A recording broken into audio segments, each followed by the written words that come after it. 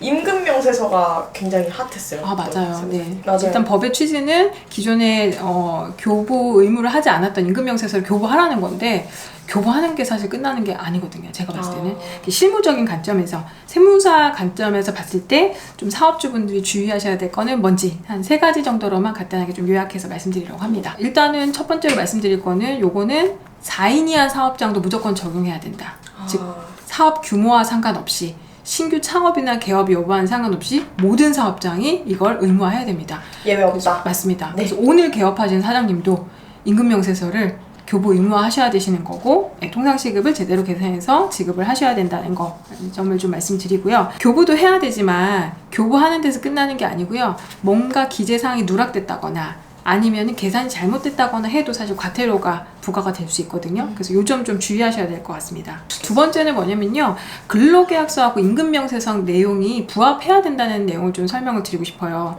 근로계약서를 토대로 통상시급이라는 게 계산이 되시거든요. 네. 그러면은 임금명세서상에 기재되는 통상시급하고 근로계약서를 토대로 계산된 통상시급하고 다르면 안 된다는 말씀을 드리는 거예요, 저는. 예. 요거를 대부분 많이 좀 오해를 하시는 경우가 많습니다. 그래서 만약에 내가 직원한테 급여를 주려고 통상시급을 계산해서 임금명세서에 기재를 했는데 근로계약서상의 통상시급하고 좀 다르다 그러시면 근로계약서를 수정하거나 좀 보완을 하셔야 된다는 말씀 드리는 거예요.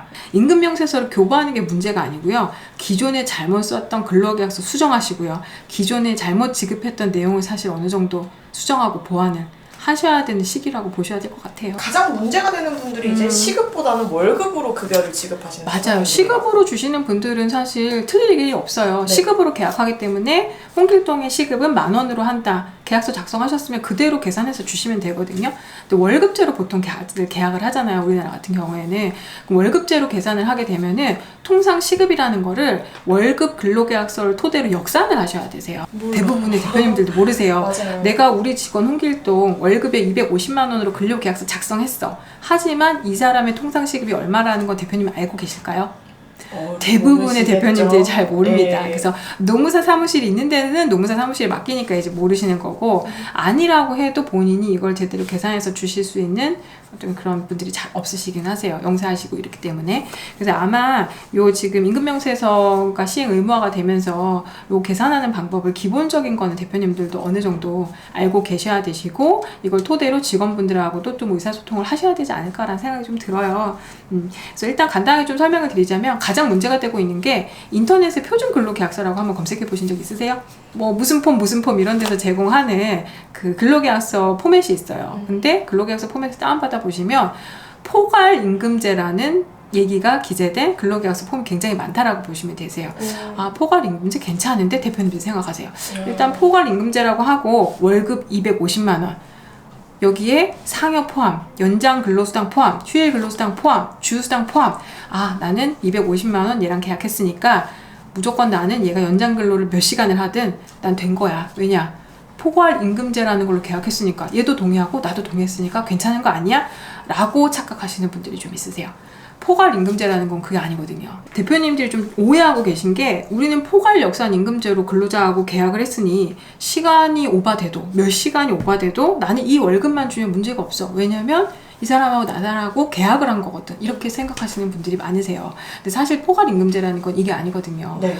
포괄임금제로 하더라도 만약에 실제로 근무한 시간을 나눴을 때, 네. 근로계약서상 고정되어 있는 시간만큼 근로한 시간으로 나눴을 때 만약에 시급이 지금 현재 21년도 최저임금인 8,720원에 미달하면 이건 최저임금 위반이 되는 거라고 보시면 되세요. 그래서 고정 연장 근로시간을 너무 오버해서 넣으신 경우에는 최저임금 위반이 될 수도 있으니 요거 한번 확인해 보셔야 됩니다. 예를 들어서 기본 근무시간이 290시간이고요. 고정으로 연장 근무한다고 근로계약서상에 표기해 놓은 시간이 40시간이라고 가정해 볼게요. 네. 네, 이랬을 경우에 최저임금 8,720원이 위반될 수도 있다는 거예요. 그래서 고정 연장 근로시간을 무턱대고 많이 넣어놓으시면 안 되시고, 네. 혹시라도 많이 넣어놨는데 계산해보니 최저임금이 위반이더라라고 했을 때는 고정 연장 시간을 좀 줄이셔야 되겠죠. 네, 그렇게 다시 계약서를 작성하시면은 최저임금 위반 여부가 안 생기실 거라고 봅니다. 대부분 이제 근로계약서를 안 쓰시는 사업장들도 아직 좀 많으시고요.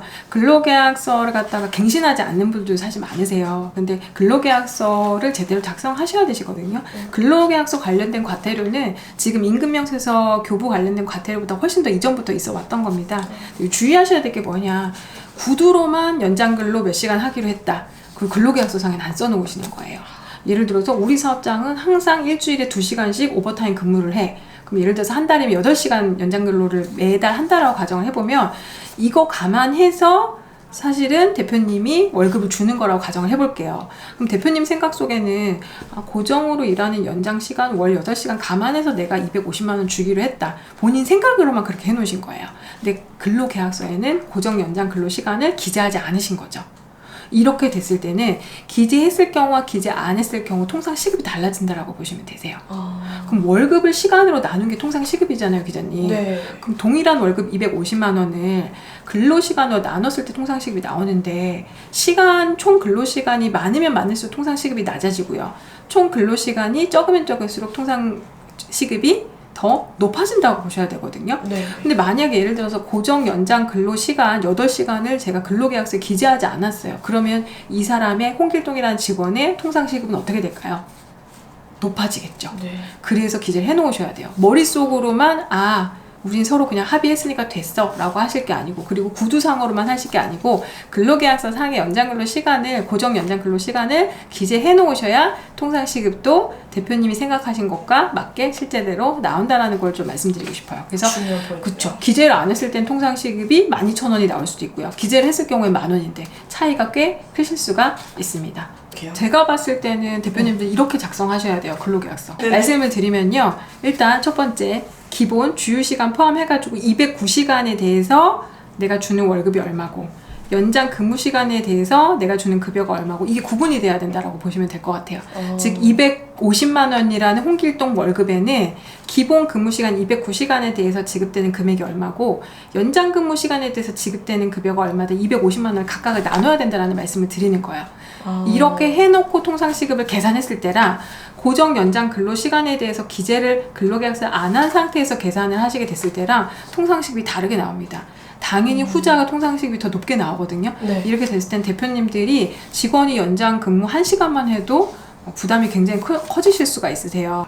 요것만 제대로 하셔도 통상시급 계산이 어렵지 않고 최저임금 위반 확률이 낮다라고 보시면 될 것 같아요.